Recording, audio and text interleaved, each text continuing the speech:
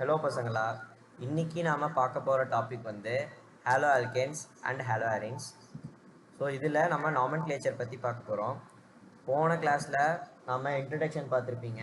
So அதில் hollow alkanes hollow ஆரின்ஸ்னால் என்னென்னு உங்களுக்கு தெரிஞ்சிருக்கும். ஸோ மறுபடியும் ஒரு சிம்பிளாக நான் சொல்கிறேன்.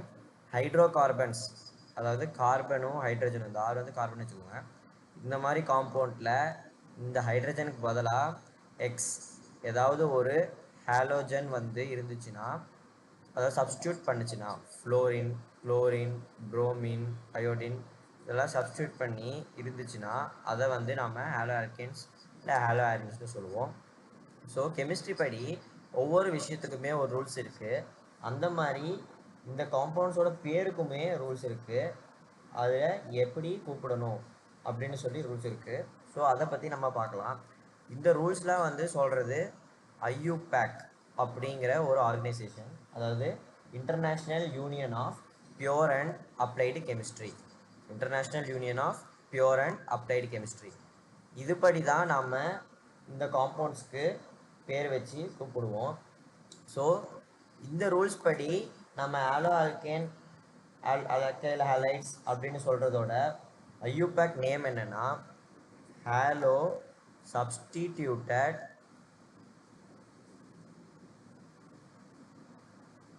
Hydro carbon. So halo substituted hydrocarbon தான் நம்ம காமனாக வந்து ஆல்கைல் ஹாலைடு அப்படின்னு நம்ம கூப்பிடுறோம். ஸோ இதே மாதிரி நம்ம அரைல் ஹாலைட்ஸ் அதை எடுத்துக்கிட்டால் அதுக்கு வந்து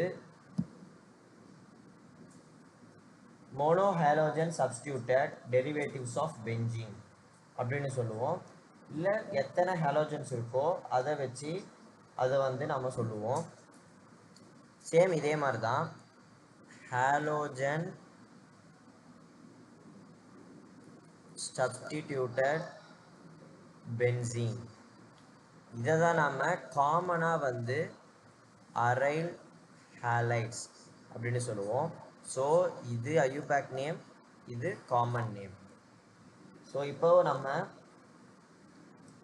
இதில் டைஹாலோஜன் டெரிவேட்டிவ்ஸ், அதாவது ரெண்டு ஹாலோஜன் அந்த மாதிரி இருந்தால் இந்த அரைல் ஹாலைட்ஸில் சில காமன் நேம்ஸ் நம்ம வந்து கொடுப்போம். ஸோ அது என்னன்னு நான் சிம்பிளாக சொல்கிறேன்.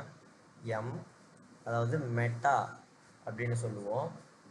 ஓ ஆர்த்தோ அப்படின்னு, அப்புறம் பி பேரா. ஸோ இதை நான் உங்களுக்கு வரைஞ்சி காட்டுறேன். இப்போ இது ஒரு பென்சீன் ரிங், இதில் இங்கே ஒரு ஹாலோஜன் இருக்குன்னு வச்சுக்கோங்க. ஸோ இது ரெஸ்பெக்டாக இந்த இடத்துல ஒரு ஹாலோஜன் இருந்துச்சுன்னா இதை நாம் பேரா சப்ஸ்டியூட்டட் அப்படின்னு சொல்லுவோம். ஆப்போசிட்டில் இருக்கும் போது அதை பேரான்னு சொல்லுவோம். அதே மாதிரி பக்கமாக இப்படி இருந்துச்சுன்னா இதை வந்து ஆர்த்தோ பொசிஷன்னு சொல்லுவோம். ஸோ இது ஆர்த்தோ.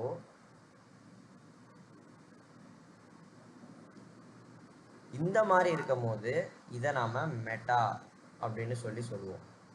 ஸோ இது காமனாக வந்து நம்ம ஹாலோஜன்ஸ்க்கு ஆல்கைல் ஹாலைட்ஸ்க்கு பேர் வைக்கும் போது நம்ம இதை சொல்லுவோம். இதை நம்ம இன்னும் போக போக டீட்டெயிலாக பார்க்கலாம். இதோட நம்பரிங்ஸ் எப்படி கொடுப்போம்னு சொல்லி நான் ஜெனரலாக சொல்கிறேன். ஸோ இது ஒரு ஃபஸ்ட்டுன்னு வச்சுக்கிட்டா 1 2 3 4. ஸோ இதை நம்ம IUPAC ரூல்ஸ் படி 1,4 அப்படின்னு சொல்லுவோம். இதை 1,2 அப்படின்னு சொல்லுவோம். இதை வந்து 1,3 அப்படின்னு சொல்லுவோம். ஸோ அடுத்து நம்ம சில எக்ஸாம்பிள்ஸ் பார்க்கலாம் IUPAC படி எப்படி நம்ம நேம்ஸ் பிரிக்கிறதுன்னு. ஸோ இங்கே பார்த்தீங்கன்னா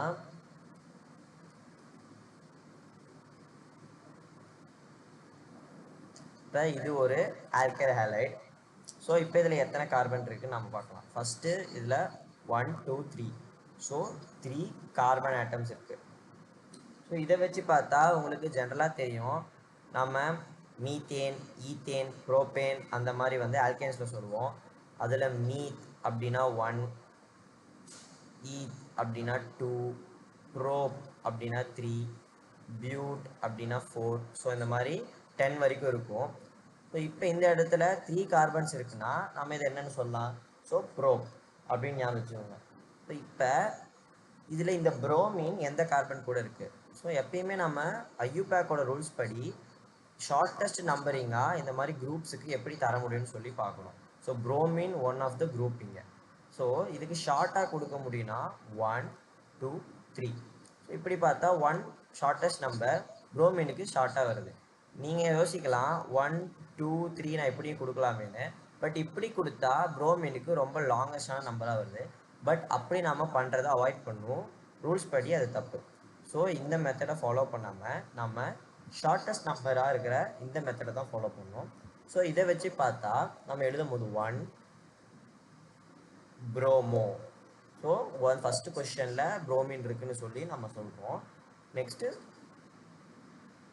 ப்ரோபேன். எப்படி நம்ம வந்து ஆல்கேன்ஸ்க்கு எழுதுவோமோ ப்ரோபேன் ஈத்தேன் மீத்தேன் அந்த மாதிரி, ஏன்னா இதில் சிங்கிள் பாண்ட்ஸ் தான் இருக்குது. ஸோ நீங்கள் ப்ரோபேனே எழுதலாம். ஸோ இந்த சிங்கிள் பாண்ட்ஸ் இருக்கனால 1 புரோமோ ப்ரோபேன். இதோட ஐயூபேக் நேம் வந்து இதுதான். இதை சில புக்ஸில் சில விஷயத்தில் காமன் நேம்ஸ் அப்படின்னு சொல்லுவாங்க. அது வந்து N ப்ரோபைல் புரோமைடு. ஏன்னா இது ஒரு ஃபுல் கண்டினியூஸ் லாங் செயின், ஒரு புரோமின் மட்டும் இருக்குது. ஸோ இது லாங் செயினாக இருக்கனால N ப்ரோபைல் புரோமைடு அப்படின்னு சொல்லி இது காமன் நேமாகவும் சொல்லுவாங்க. இந்த மாதிரி வேறு சில எக்ஸாம்பிள்ஸும் பார்க்கலாம்.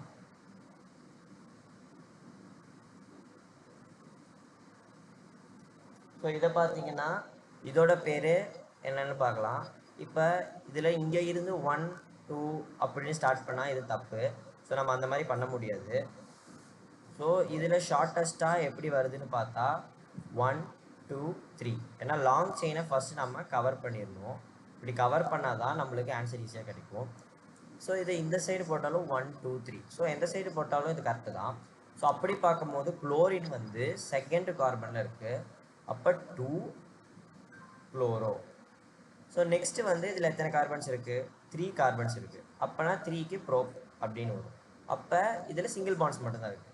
ஸோ இது எல்லாத்தையும் வச்சு பார்த்தா இதை 2 குளோரோ ப்ரோபேன் அப்படின்னு சொல்லுவோம். ரொம்ப சிம்பிளாக இருக்குல்ல? உங்கள் எல்லாத்துக்குமே இது ஈஸியாக புரிஞ்சிச்சுன்னு நினைக்கிறேன்.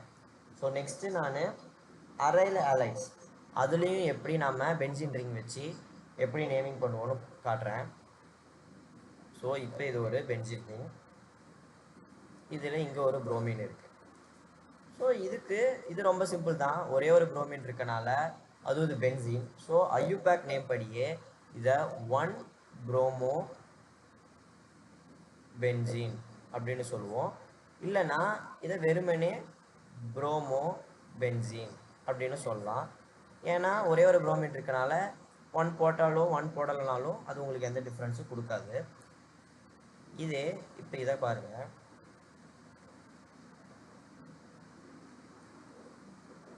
ஸோ நான் ஏற்கனவே உங்களுக்கு இந்த MOP அப்படின்னு மெட்டா ஆர்த்தோ பேரா அதை பற்றி சொல்லியிருப்பேன். அதை வச்சு இதை யோசிச்சு பாருங்கள். So first question, second question, third question இதை வச்சு பார்த்தா உங்களுக்கு என்ன புரியுது? இங்கே மெட்டா பொசிஷனில் புரோமின் இது ரெஸ்பெக்டாக இருக்குது. ஸோ அப்படி பார்த்தா இதை பேர் M டைப்ரோமோ பென்சீன் அப்படின்னு காமன் நேமாக சொல்லுவோம். இது காமன் நேம். ஸோ இதே வந்து ஐயூபேக் ரூல்ஸ் படி சொல்லணும் அப்படின்னா, ஸோ இது ஒரு பென்சின் ரிங், இங்கே 1 அப்புறம் 3ல புரோமின்ஸ் இருக்குது. அப்போ 1,3 டைப்ரோமோ பென்சீன், இதுதான் இதோட ஐயூபேக் நேம். ஸோ ரொம்ப சிம்பிளாக இருக்குல்ல? புரியலனா எந்த டவுட்டாக இருந்தாலும் ஒருக்கா வீடியோ பாஸ் பண்ணி அண்டர்ஸ்டாண்ட் பண்ணிக்கோங்க. இது ரொம்ப சிம்பிள் தான். நீங்கள் ப்ராப்பராக நம்பரிங்கை ஃபாலோ பண்ணிங்கன்னா உங்களுக்கு இது ஈஸியாக புரியும். ஸோ நெக்ஸ்ட்டு இன்னும் சில எக்ஸாம்பிள்ஸ் பார்க்கலாம்.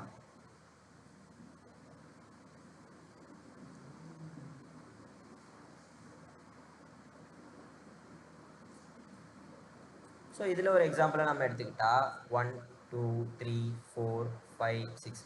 ஸோ இப்போ நம்பரிங் போட்டேன். இதில் பாருங்கள் உங்களுக்கு புரோமின் எங்கெல்லாம் இருக்குதுன்னு. First position, third position, fifth position.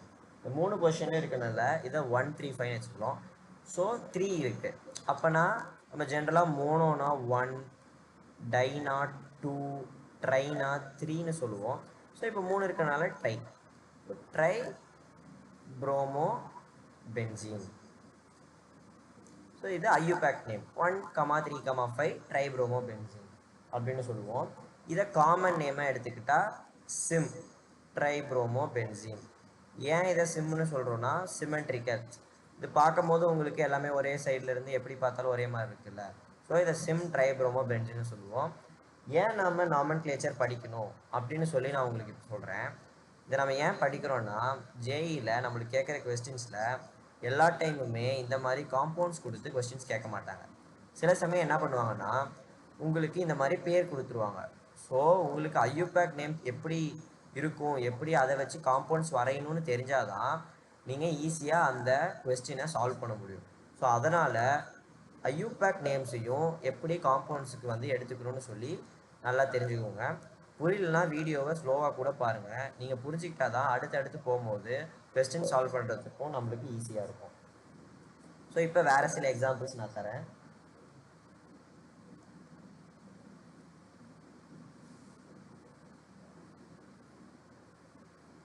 So இப்போ இதுக்கு யோசிச்சு பாருங்கள்.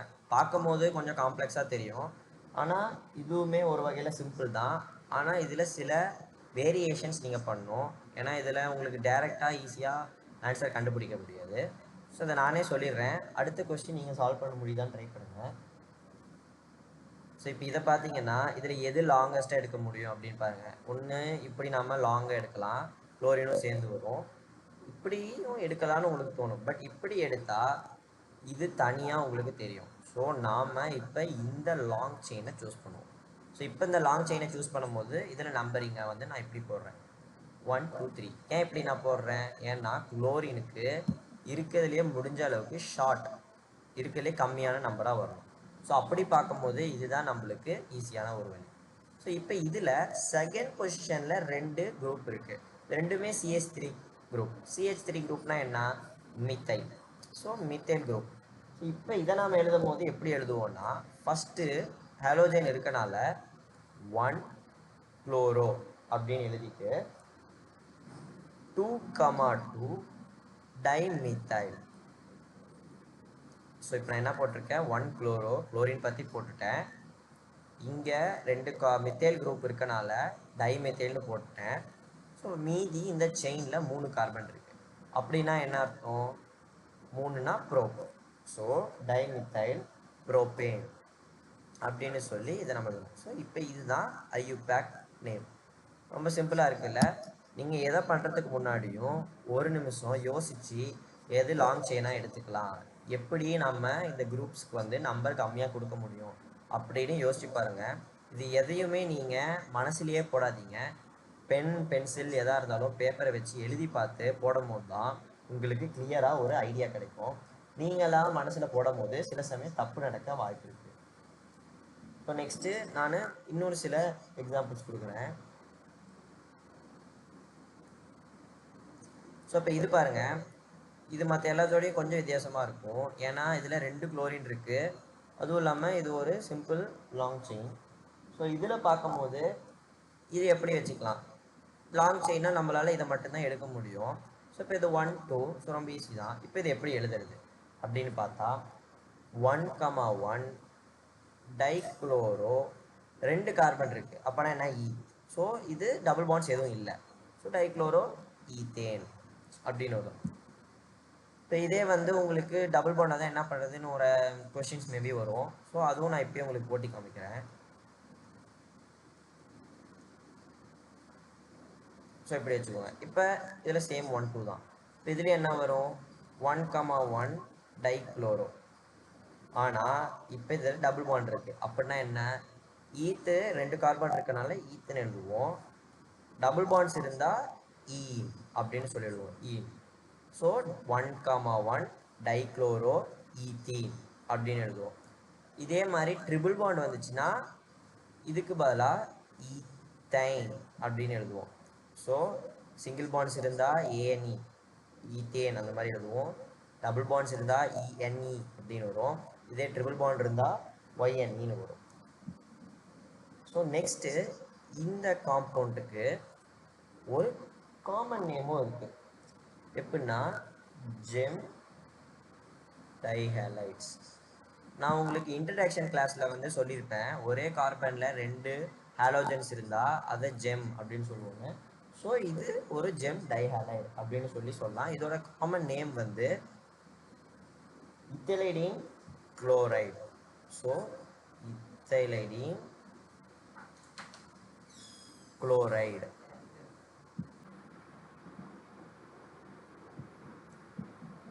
இப்போ நான் உங்களுக்கு வேற ஒரு எக்ஸாம்பிள் தரேன். ஸோ இதுவும் ஒரு சிம்பிள் எக்ஸாம்பிள் தான்.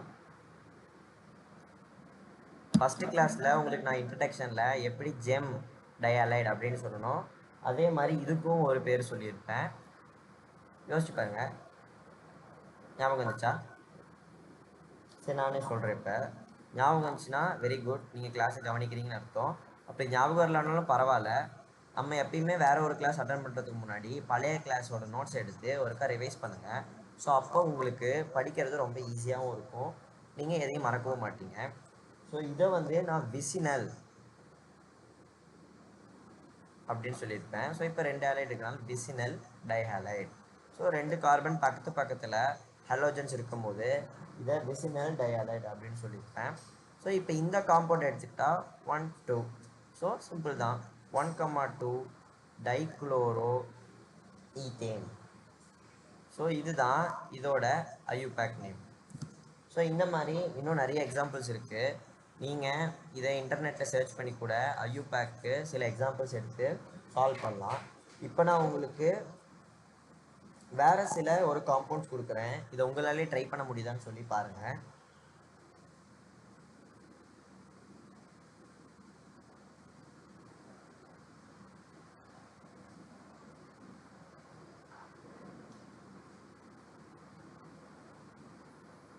பார்த்த உடனே என்னடா இது கோடாக இருக்கேன்னு சொல்லி பயந்துடாதீங்க, ரொம்ப சிம்பிள் தான். ஸோ இது என்ன நொட்டேஷன் உங்களுக்கு தெரியும். கார்பனுக்கு எப்பயுமே பாண்ட்ஸ் இருக்கனால, சிங்கிள் பாண்ட் இருக்கனால அதை நம்ம இப்படி லைனில் நொட்டேஷன் பண்ணுவோம்.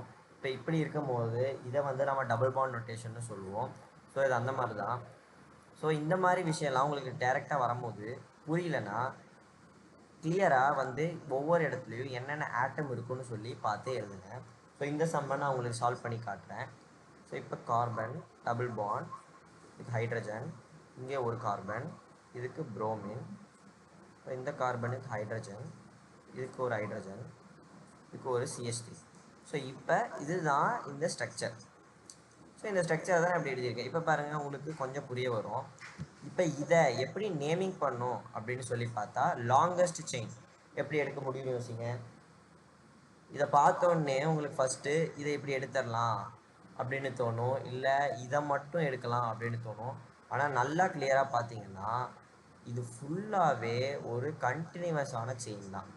இது ஃபுல்லாகவே நீங்கள் ஈஸியாக எடுக்க முடியும். ஸோ அப்படி இருக்கும் போது இதை இன்னும் நான் சிம்பிளாக உங்களுக்கு எழுதி காட்டுறேன். ஒரு வகையில் சொல்லப்போனால் இந்த ஸ்ட்ரக்சர் இப்படி தான் இருக்குது. நம்மளுக்கு பார்த்த உடனே இது அப்படி இல்லையே, இது எப்படி நம்ம ஈஸியாக போடுறது அப்படின்னு தோணும். ஆனால் இந்த மாதிரி சிம்பிளாக எழுதும் போது நீங்கள் ஈஸியாக கண்டுபிடிச்சிடலாம். ஸோ இதில் டபுள் பாண்ட் இருக்குது, அப்புறம் புரோமின் இருக்குது. ஸோ முடிஞ்ச அளவுக்கு நாம் புரோமின் இந்த குரூப் இருக்கனால இதுக்கு கம்மி நம்பராக கொடுக்க பார்க்கலாம். ஸோ 1 2 3 4 4 கார்பனுக்கு நம்பர் கொடுத்தாச்சு. ஸோ இப்போ பார்த்தா 1 புரோமோ. ஸோ நெக்ஸ்ட் இதில் எத்தனை கார்பன் இருக்குது? 4 கார்பன்ஸ் இருக்குது. 4 கார்பன்ஸ்னால் ப்ரோப் அப்படின்னு சொல்லி வரும். So probe. இன்னொன்று, இப்போ இந்த கார்பனில் உங்களுக்கு இந்த செயினில் டபுள் பாண்ட் இருக்குது. ஸோ டபுள் பாண்ட் இருக்கனால ENE propene. So 1 promo propene. இது கரெக்டா? நோ, 4 இருக்குது. ஸோ 4னா பியூட். ஸோ இதை வந்து 1 புரோமோ ப்ரோப்பீன் கிடையாது, 1 புரோமோ பியூட்டீன். ஸோ எப்பயுமே ஞாபகம் வச்சுக்கோங்க, 1னா மீத், 2னா ஈத், 3னா ப்ரோப், 4னா பியூட். சில சமயம் இந்த மாதிரி கன்ஃபியூஷன்ஸ் நடக்கும். ஸோ ஒருக்கா நீங்கள் ஆன்சர் எழுதுனதுக்கப்புறமேட்டு வெரிஃபை பண்ணி செக் பண்ணி பார்த்துக்கோங்க. ஸோ நெக்ஸ்ட்டு நான் உங்களுக்கு இன்னொரு கொஸ்டின்ஸ் தரேன். இதுவும் சேம் இதே மாதிரி தான், பட் லைட்டாக சேஞ்சோட கொடுக்குறேன்.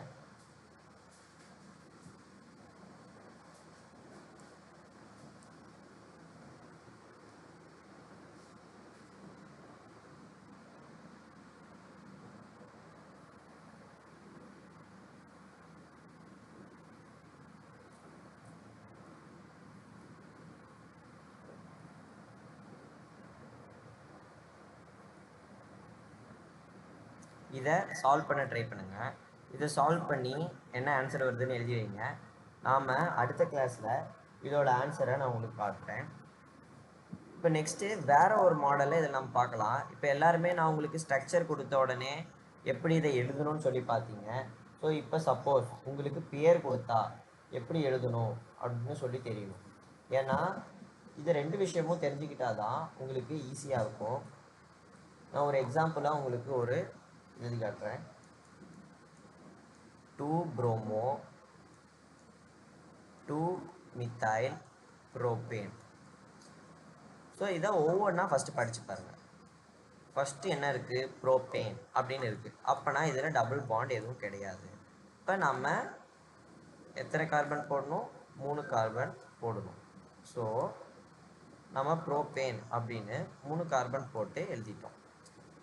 ஸோ நெக்ஸ்ட்டு வந்து இதில் 2 மித்தைல் இருக்குது. ஸோ நம்ம இந்த 1 ஃபஸ்ட்டு கார்பன் எடுத்துக்கலாம், செகண்ட் கார்பன். இப்போ 2ல் மித்தைல் குரூப் இருக்குது அப்படின்னு வச்சுக்கலாம். ஸோ நெக்ஸ்ட் இங்கே என்ன கொடுத்துருக்காங்க?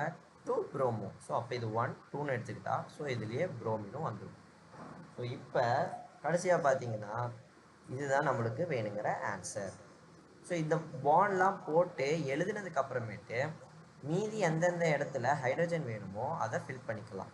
ஸோ அப்படி ஃபில் பண்ணிட்டா இந்த கொஸ்டினான ஆன்சர் இதுதான்.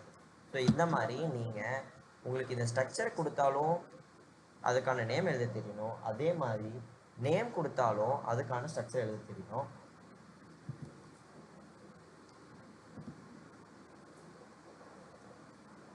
ஸோ இப்போ நான் உங்களுக்கு இன்னும் ஒரே ஒரு கொஸ்டின் தரேன். ஸோ அதை வந்து நீங்கள் ட்ரை பண்ணி பாருங்கள். நான் இந்த மாதிரி நேமுக்கு ஒரு கொஸ்டின் தரேன். அடுத்த கிளாஸில் இதோட ஆன்சரை நம்ம பார்க்கலாம். ஸோ இது ஒரு ஹோம்ஒர்க். செகண்ட் ஹோம்ஒர்க்,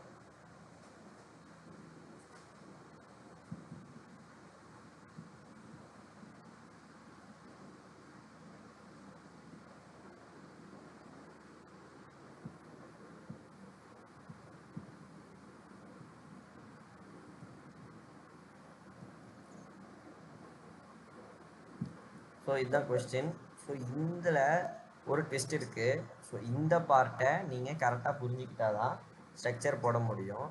இது சில பேருக்கு ஆன்சர் வரதுக்கு வாய்ப்பு இருக்குது, சில பேருக்கு வராது. இருந்தாலும் பரவாயில்ல, நீங்கள் ட்ரை பண்ணுங்கள். நெக்ஸ்ட் கிளாஸில் இதோட ஆன்சரை சொல்கிறோம். ஓகே ஸ்டூடெண்ட்ஸ், ஸோ இன்னைக்கு நம்ம நாமென்க்ளேச்சர் பற்றி பார்த்தோம், எப்படி ஒரு காம்பவுண்டுக்கு பேர் வைக்கிறதுன்னு பார்த்தோம். எல்லாருக்கும் புரிஞ்சிச்சுன்னு நினைக்கிறேன். இன்னொருக்கா வீடியோவை நீங்கள் பாருங்கள், பார்த்து அண்டர்ஸ்டாண்ட் பண்ணி நோட்ஸ் எடுத்துக்கோங்க. ஸோ எல்லாருக்கும் பாய் பாய், தேங்க்யூ.